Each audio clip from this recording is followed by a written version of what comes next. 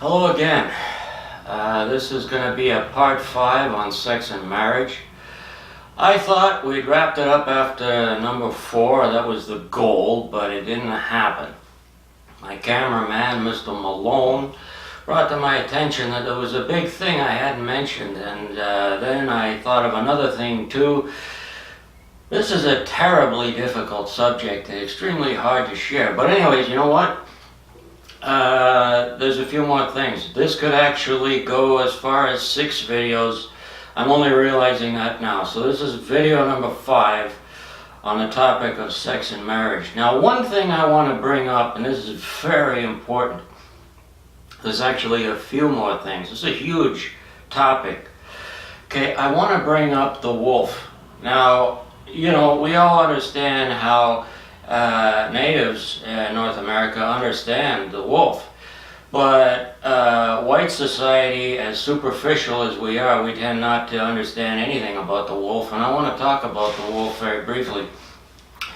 Now, the wolf has a higher understanding of both marriage and of raising children.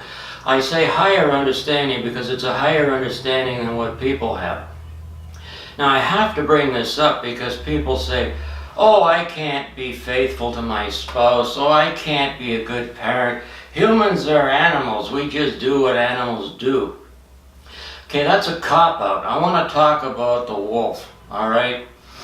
Now, humans are told, you know, the best you can ever do is be faithful to your spouse till death do you part. In other words, you get married, they pronounce you husband and wife, it's till death do you part. So your spouse dies, whether that's your husband, your wife, they die, then you're totally free to marry somebody else, and that's good, there's nothing wrong with that. But the wolf takes it to a higher level. The wolf is almost like a higher life form. From a social standpoint, everything about the wolf is superior to mankind. And this is very ironic. A wolf mates for life. So if you're a young male wolf and you mate with a female, and then the female gets killed somehow, in human culture, you'd be more than free to go marry somebody else. No one would say it's wrong. They'd be encouraging you to do it. The wolf won't do that. The wolf is mated for life. He's loyal to the female that he married, that he mated, okay, that he wifed. All right, he's loyal to her. He doesn't mate another female again. This isn't some wolves. This is all of them. All right. Nobody told him to do that. All right. A wolf is born with something called honor. Honor, okay? Now, this is very important. I get goosebumps when I say the word honor because that's an emotional trigger for men. All right? Most men in North America don't know what it is. You ask them what honor is, they got to look it up in the dictionary because they didn't have a dad. They never had a father figure. They've never been in the military. They don't understand anything. They don't know what a man is. And they're desperately trying to find out. Okay, if a person is a man, knows what a man is, then he knows what honor is. Okay? A wolf is born with a sense of honor. He is devoted. Honor, give me a sec here. Okay? Honor is a gift that you give to yourself. No one can ever give it to you. No one can ever take it away. A real man will die rather than surrendering his honor. It is honor. Men, as they get older, they develop these honor codes, and that's very complex, and I don't want to trigger anybody, but honor is more important to a man than anything else. It's more important than his family. It's more important than God. Honor is a gift he gives to himself, and nobody can take it away. He can only surrender it. A wolf has honor, okay? He mates for life. Nobody told him that's how it works. It just is that way, okay? His wife dies, he doesn't get another one. Nobody's ever told him to do that. He just does that. He has a sense of honor. He's born with it. It's part of his nature, okay? Another thing about wolves. There's no such thing as orphans in a wolf community. As soon as the parents of a wolf pup are killed, automatically as a natural thing, those orphans are adopted. There are no orphans. As soon as a wolf pup doesn't have parents, they are adopted by the wolf pack. There is no such thing. There are no orphans in a wolf community. Another thing about wolves. Wolves don't kill and eat other wolves. Even if another wolf from another pack impedes on their territory, infringes on their territory, they'll chase them off, they'll bite them, they'll hurt them, but they won't kill them and they won't eat them. Wolves don't kill and eat other wolves. Isn't that interesting? Everything about the wolf is superior.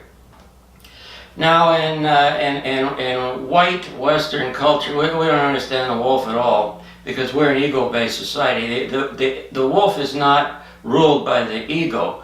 It's one of the great examples in nature for mankind, and our society doesn't care. Our society honors animals like the dove of peace. Now, a dove will encounter another dove and peck that other dove to death.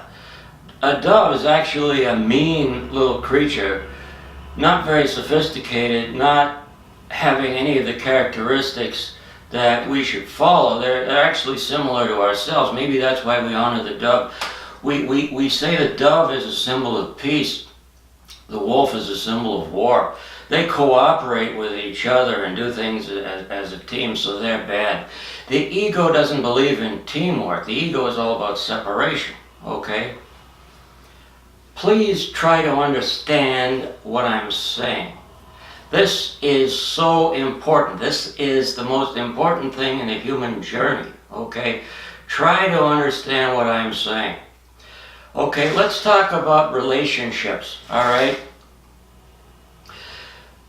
Okay, I'm a man. I'm going to talk about what I don't like about what men do, but I also have to balance this. So let's talk about the arena mentality in regard to the female. What does the ego say to the female? The ego says all other females are separate. Even your children are separate from you, but the ego does see children as property. So the ego is very competitive to other females.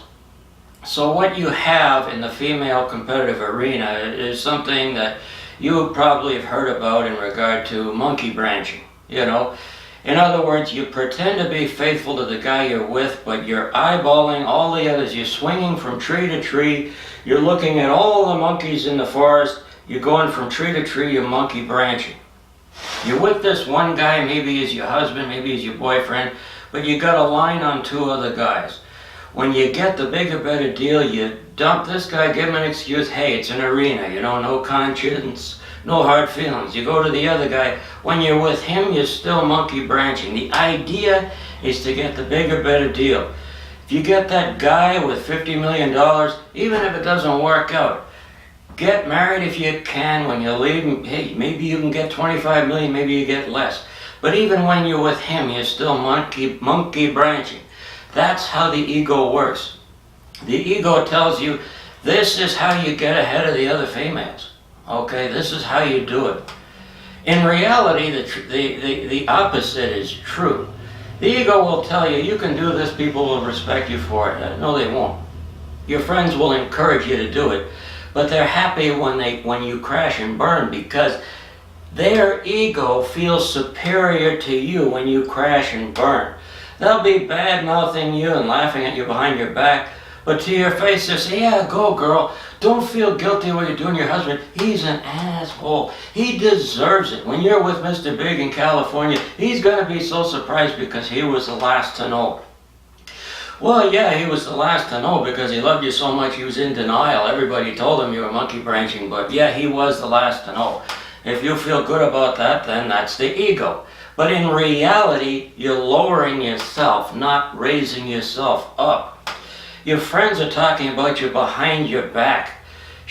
They're talking about you like you're the village public toilet, okay? Men will go to you to relieve themselves, but you're a joke. But to your face, it's go girl, go. Yeah, this is the way to get ahead. You're gonna get Mr. Big. Well, Mr. Big will use a public toilet if he's if he's got the need to take a pee, but I tell you what, he's not going to fall in love with the public toilet. He's not going to give her a wedding ring. He's not taking her home to mom. Your friends are lying to you because they see you as separate from them. They want you to crash and burn, but to your face, go girl, yeah, this is how you do it. Just keep on monkey branching. Maybe they're doing the same thing, but they know somewhere in the back of their minds that it's not right. Now the ego tells us you can learn how to not care about other people. You can learn how to separate yourself from all your emotions. In a way, that's true. There are a lot of people that I know who have spent their lives trying not to care about other people, trying not to care about the damage they cause. Okay? But turning yourself into a sociopath is not the road to happiness. I think I'm stating the obvious. Now, speaking as a man, the social consequence that I dislike the most is, men that abandon their children. Okay, my great-grandmother was abandoned by her husband. My grandmother was abandoned by her husband. My dad stuck around till I was 9. Abandonment seems to be a really big thing for men. Okay, if you are into abandoning your kids, then you don't have honor, you don't know what it is to be a man. I understand most men haven't got a clue of what it is to be a man, but I have to say, one of the most difficult things for me as a man is to see how men abandon children and don't give a damn. I think that's the most offensive thing in the world to me as a person. If I was a woman, I would probably see women who abandon their children as the most offensive thing in the world. But because I'm a man, I find men who abandon children to be the most offensive thing in the world. Wolves don't do it. They don't. So let's look at the wolf and try to get an understanding of how things should be. Now, my cameraman, Mr. Malone, brought to my attention, if you're going to talk about sex and marriage, instead of talking about just what a catastrophe the world is, why don't you mention how beautiful a marriage can be, how good we can be, how we can make it work? And so I'm going to try to do that in the next video, because if I don't do that, then I really haven't talked about sex and marriage. So that's what I'm going to do in the next video. Maybe I can even shoot that one today, I don't know.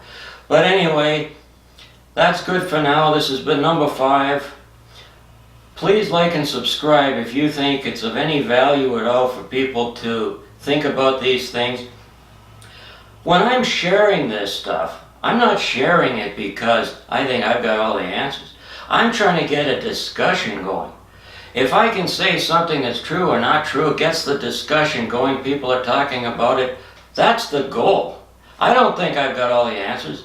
If I had all the answers, if I had defeated my own ego completely, I wouldn't be in this world. If I see somebody doing something terrible, I know that I'm stuck in the same world as him, so I got all the same problems he does. What could it possibly be that would motivate me to do what he just did or what she just did? Because that's what I'm here to learn.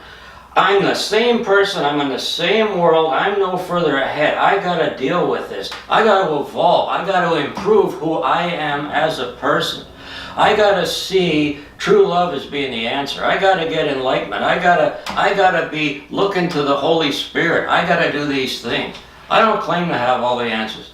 So this has been video number 5. There's another one coming. Thank you for watching this, and thank you for your time.